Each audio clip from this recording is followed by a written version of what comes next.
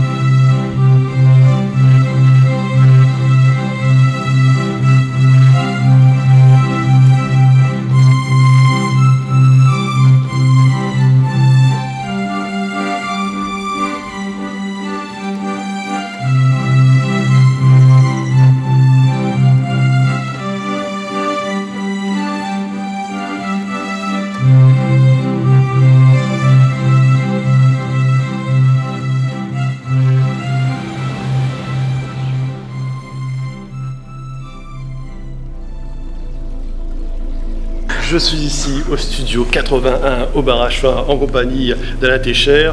Et Alain, tu es artiste peintre et on peut voir un petit peu un échantillon sur la table de tes œuvres, mais tes œuvres sont surtout tapissées sur toutes les parois du studio 81 et on peut voir aussi une vidéo qui met en action, en évidence tes toiles. Voilà. Exactement. Je m'appelle Alain Técher, je suis réunionnais, dionysien. Je suis un ancien élève des Beaux-Arts du village titan du Port. J'ai aussi fait le centre CFA de l'Ouest. Je suis artiste peintre, sculpteur, bijoutier. Voilà, je suis artiste et artisan à la Chambre des métiers. Donc ces œuvres que vous voyez ici, c'est un peu l'œuvre de ma vie, hein. Je fais de la création tous les jours. C'est selon l'inspiration du jour. Il m'arrive de faire de la peinture, il m'arrive de faire de la sculpture le lendemain, et ainsi de suite. Je suis un artiste un peu multiforme, parce que comme tu as dit, il y a des sculptures et des peintures. Donc ma passion, elle va dans les deux sens. J'aime beaucoup peindre par moment, et de temps en temps, j'aime la transformation en 3D. Et donc j'ai ces deux arts-là dans ma main. D'ailleurs, ce qui ressort justement de ton œuvre dans tes toiles, c'est on voit beaucoup de jardins créoles avec, pour reconnaître le barreau, les vieux portails, toute cette nature luxuriante et fantastique. Voilà, ça va à la fois dans notre culture créole aussi bien que dans le fantastique, donc tout cela est lié, c'est ça qui structure ton œuvre, j'ai l'impression. Exactement. Alors, je suis un homme des tropiques, un homme des îles. C'est naturellement que j'ai voulu représenter la Réunion. Donc, j'ai consacré une série de peintures sur la Réunion exotique, luxuriante, comme tu as dit. Et en la sublimant avec toutes ces couleurs vives. Et c'est des couleurs, des pigments purs. Ensuite, cette végétation m'a également inspiré une autre vision, une végétation métamorphosée, ouais, qui m'a permis de créer ma série fantastique. Et c'est parti à partir de la fleur de jade, une petite plante qu'on trouve qui pousse en liane ici dans les jardins créoles. Et ça m'a inspiré la série La Liane de Jade. Voilà. On va voir ça. Alain, ce qui est intéressant, c'est que tu as fait les Beaux-Arts du Port. Village Titan. Village Titan, ouais. Voilà. Ça, à l'époque, c'est Village Titan et moi, j'ai fait les Beaux-Arts lorsqu'il y avait le nouveau bâtiment là qui ressemble à un voilier, une aile de. Voilà, c'est. D'accord. Entre le voilier et puis la coque de bateau renversée. Ok. Moi, c'était de l'époque de Monsieur Alain Séraphine. Ah, moi aussi, c'était Alain Séraphine. Ouais. Monsieur Séraphine, il a. D'accord. Ouais. Et alors, après les Beaux-Arts, j'ai quand même fait le CFA de l'Ouest, ouais, de Plateau-Caillou, qui se trouve près du Centaure. Et là, j'ai notamment appris à me performer un peu plus. Faire des performances, voilà. Oui. Il ne faudrait préciser aux téléspectateurs ce que c'est qu'une performance, en fait. Eh ben, je me suis amélioré et j'ai approfondi l'apprentissage sur de la sculpture, sur les métaux. Ah, ok, la performance dans ce sens-là, d'accord. Exactement. Parce qu'au Beaux-Arts, la performance avait aussi un autre sens. Les Beaux-Arts, c'est assez vaste. Il faut choisir ensuite une filière, un créneau. Filière, bien sûr. Voilà. Peinture, sculpture. Okay. C'est exact. Voilà. Alors là, nous sommes devant une autre toile et son nom c'est Au portail du bonheur. Alors on peut voir là une végétation luxuriante avec des héliconias qui descendent, le portail créole avec le barreau. Et voilà, on peut voir une cour, c'est assez intéressant, on a envie d'y entrer. Et puis là, cet arbre, c'est un palmiste, j'imagine. Exactement. Bon, la végétation, elle est dense. Regardez, elle est multiforme, elle est éblouissante. On retrouve beaucoup d'espèces, de variétés. Je vais souvent dans ce coin-là. Ça se retrouve à Sainte-Suzanne, vers la cascade des Délices. Et c'est un peu magique parce que c'est très beau. Et c'est un coin qui est en dehors des sentiers. En dehors des sentiers battus, on va dire. Exactement. Voilà, c'est pas connu. C'est un coin qui se mérite. Ça se mérite d'y aller. Il faut y aller, il faut randonner un peu. Et de voir cette façade. C'est près de la rivière Saint-Jean. C'est près de la rivière Saint-Jean, sur le bord de la rivière Saint-Jean. Et quand vous arrivez, vous regardez cette façade, alors qu'on s'est dit, mais c'est au milieu de nulle part. Ouais. Et c'est un bonheur de voir ça, rien que par la beauté. Et je l'imagine dans les temps anciens, parce que l'architecture des murs me font penser à l'ancienne colonialisation. C'est cases coloniales peut-être à l'époque qu'il y avait. Et ça a été peut-être mis à l'abandon. Et maintenant c'est une petite case créole en bois sous tôle. Et c'est magnifique, je trouve. Ouais. Voilà. Et d'ailleurs, c'est dans l'Est, et c'est là que l'on voit que l'Est, on l'appelait dans le temps longtemps le beau pays. C'est là qu'on voit que le nom beau pays mérite bien son nom. Exactement. Hein, moi, j'adore aller j'ai une attirance pour l'Est parce que il y a beaucoup de végétation, c'est verdoyant, il pleut souvent, donc la nature, elle pousse, elle s'épanouit.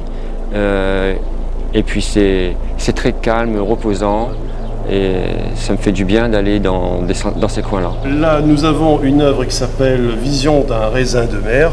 Voilà, le raisin de mer, c'est la plante qui pousse, c'est un peu une plante sauvage qui pousse sur le littoral. Sinon, dans le centre de Saint-Denis, il y a des raisins de mer qu'on vient de voir devant, là aussi. Exactement. Voilà, donc c'est une plante qui pousse un petit peu partout sur le littoral.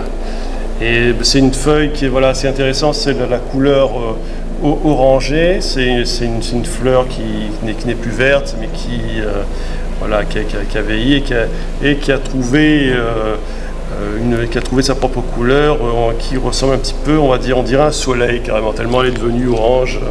Exactement. D'ailleurs, tu parles de soleil. En fait, pourquoi vision d'un raisin de mer?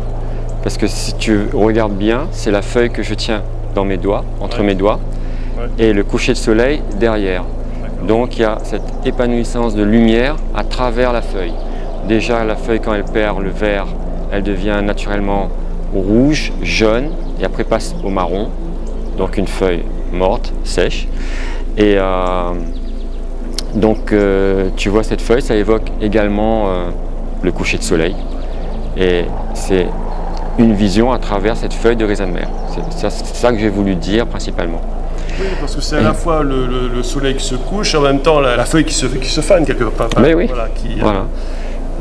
Qui est pas à tomber. Donc voilà, c'est un peu, ça représente un peu la fin de la journée, quoi. Exactement.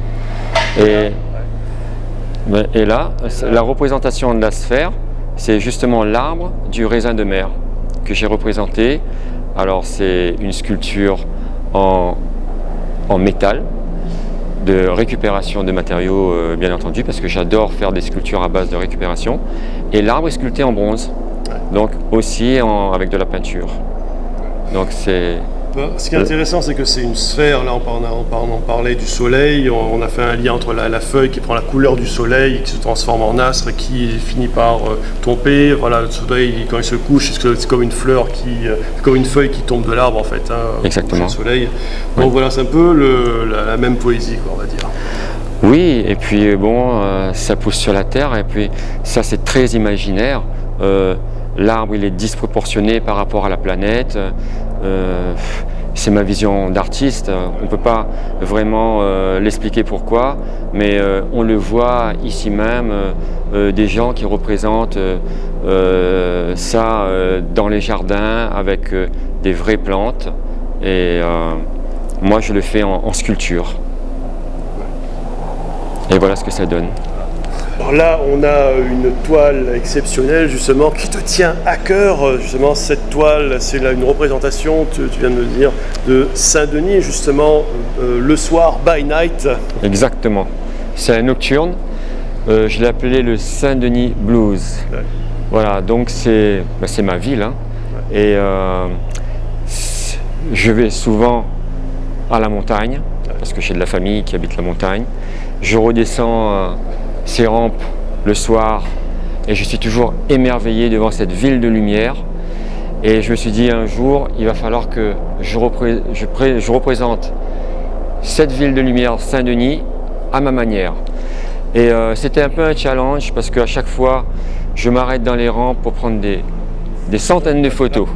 Et ça m'est arrivé aussi, je te rassure, mais parce qu'il y a un côté magique, quoi. Ouais. Ben, exactement, mais comme tu peux le constater, la nuit c'est plus représenté par une multitude de points jaunes et blancs. C'est plus la nuance qui sort de cette ville. Et donc je l'ai laissé au tiroir, ce projet, pendant très longtemps, et je l'ai réalisé là, expressément pour cette exposition, ici. Donc il y a un mois que je l'ai réalisé. Et en fait, le challenge, pourquoi? Parce que c'est difficile, je me dis, mais de faire autrement. Elle est déjà très belle comme elle est. Et donc, je m'y suis mis. Et naturellement, j'ai eu un peu ce vague à l'âme, cette nostalgie des temps à passer, contempler la vue depuis les 4 canons, depuis les 3 bancs, depuis les rampes de la montagne. Et donc, tout est revenu dans mon esprit. Cette nostalgie, ce blues comme on dit, parce que la nostalgie c'est ça, et donc c'est naturellement qu'il m'est venu la couleur bleue pour la représenter, et bien sûr un peu imaginer avec cet horizon de lumière blanche, et on voit les artères de la ville, voilà, avec les feux multicolores. En fait, le ciel se confond avec les lumières du ciel se confondent avec les lumières de la ville, quoi. Exactement. Ce qui est intéressant aussi, c'est ce bleu, parce que Saint-Denis est une ville qui est quand même au bord de la mer. On l'oublie souvent parce que nous sommes plus tournés vers la terre, mais Saint-Denis est une ville maritime, même si on l'oublie. Et alors, quelque part, ce bleu nous le fait rappeler que les lumières de Saint-Denis se reflètent dans la mer, et puis Saint-Denis a un côté spécial, quoi. Surtout avec ces lumières qui sont bien entourées de cet écrin de verdure. Il y a à la fois, d'un côté il y a la mer, et de l'autre il y a les montagnes. Donc Saint-Denis a un certain mystère, quoi. C'est exact, tu as tout à fait raison. De toute façon, comme tu peux voir dans la toile, il y a aussi une partie de verdure qui est existante, que j'ai voulu quand même la mettre dedans, alors que même la nuit on la voit pas vraiment forcément, mais elle est là pour représenter la végétation encore existante dans la ville. Voilà. Et c'est très sombre parce que c'est la nuit noire, hein, mais il y a toute cette lumière blanche et bleue qui l'éclaircissent. Ce qui est bien avec Saint-Denis, c'est que comme elle est entourée de montagnes, elle sera toujours entourée de verdure. Et donc ça, c'est ça qui est un bon présage pour l'avenir. Mais on en a besoin, ça c'est sûr. Hein. Voilà. On vit dans le monde urbain, mais on a besoin de nature, on a besoin de la mer, du ciel, des couleurs. Voilà, c'est tout à fait normal. Dans cette exposition, ici au Studio 81, vous pourrez aussi retrouver l'art de mademoiselle Vanessa Scacco, qui présente quelques œuvres de ses créations, notamment des tableaux. Son art s'appelle l'art mytho. Vous voyez, c'est inhabituel comme travail. Alors c'est des tableaux en relief et qu'elle a aussi numérisé pour faire des tableaux sous forme de papier sous verre. Voilà, donc ça mérite le coup d'œil parce que c'est quelque chose qui est inhabituel, je trouve, et très nouveau. C'est presque du jamais vu. Voilà, c'est une première d'avoir ce genre d'artiste qui fait des choses comme ça. Et je trouve ça très amusant. C'est très rigolo aussi. Là, on voit le tableau dont on avait parlé au tout début, justement, c'est-à-dire la planète Jade. Exactement. Et c'est un tableau qui te tient à cœur aussi, me semble, je crois. Exactement, parce qu'il est tout à fait représentatif de ma série. Ouais. Et la série s'appelle L'Alien de Jade. Et ça, c'est leur planète. D'accord, donc c'est un tableau d'une autre planète, en fait, ce qui représente voilà, la vie sur une autre planète. On sait, là, on peut deviner la Lune, peut-être. Un astre. Un astre, voilà. Un astre. Ou une lune d'une autre planète, on va exactement. Cette planète Jade, c'est Terra, que ces petites créatures, ces aliens de Jade, l'ont transformée et on trouve cette végétation métamorphosée où les plantes s'allient aux métaux et elles deviennent opulentes. On peut retrouver des choca bleus transformés, des lianes, des songes. Donc, si tu veux, ça c'est mon esprit artistique qui a modifié cette nature de cette manière. Oui, en fait, ça représente des choca bleus transformés, intéressant. Oui, des choca bleus qui auraient pris une autre forme, justement, sur une autre planète. Exactement. Voilà. Voilà. Donc, c'est voilà, ça aussi un clair de lune. Voilà, c'est un clair de lune sur une autre planète. Et puis le ciel est un petit peu vert aussi en haut, là, voilà. Ben, étant donné qu'il y a le reflet de cet astre jade, donc c'est pour ça que j'ai voulu représenter ce vert, parce que le jade c'est vert en matière générale. Voilà. Et bien entendu, cette planète c'est quand même la planète Terre, parce que ça s'appelait Terra, et ça a été transformé en jade. Donc on retrouve aussi des éléments qu'il y a sur notre planète. Hein, voilà. Et là, ça au-dessus, là, on a l'impression que ce sont des genres ce sont à la fois des feuilles, mais aussi des genres de biscuits, on ne sait pas, c'est peut-être... Ce sont des feuilles métalliques qui ont été transformées, qui ont subi une mutation. Voilà, exactement. Et je reste toujours dans cette gamme de couleurs très vive, très colorée, très criarde, parce que c'est ça ma palette d'artistes que j'adore. Voilà. Bien, Alain Técher, je te remercie. Avec plaisir. Les toiles d'Alain Técher sont visibles jusqu'au 19 avril de cette année 2024. Je vous invite à y aller. Elles reflètent la créolité et aussi le côté fantastique. Et moi, je vous souhaite une bonne journée et je vous donne rendez-vous pour un prochain numéro de Sous la Varenne. À très bientôt.